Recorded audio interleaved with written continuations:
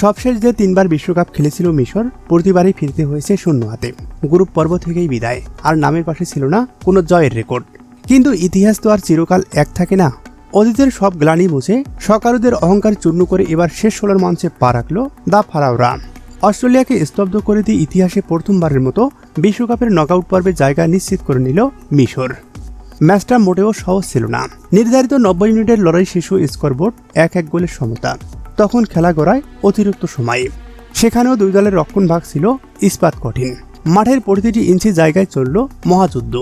কিন্তু 120 মিনিটের রক্তক্ষয়ী লড়াই শেষেও যখন কেউ কাউকে ছাড়িয়ে যেতে পারল না, তখন ম্যাচ গড়াল ভাগ্যের চরম পরীক্ষা পেনাল্টি শুটআউটে, যেখানে দক্ষতার চেয়ে বড় হয়ে দাঁড়ায় স্নায়ু ধরে রাখার ক্ষমতা।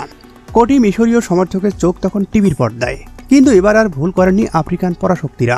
স্নায়ুযুদ্ধে অস্ট্রেলিয়াকে 4-2 ব্যবধানে উড়িয়ে দিয়ে ইতিহাস গড়ার উচ্ছ্বাসে মাতে পুরো মিশর। মাঠের সবুজ গালিচা থেকে শুরু করে কায়রোর রাজপথ, সব যেন রূপ নিল এক উৎসবের নগরীতে। বিশ্বকাপের মঞ্চে নতুন মিশরীয়দের উত্থান দেখল গোটা বিশ্ব। যে দলটির নকআউটে আশা নিয়েই ছিল সংশয়, তারাই আর শেষ 16 গৌরবোজ্জ্বল মঞ্চে।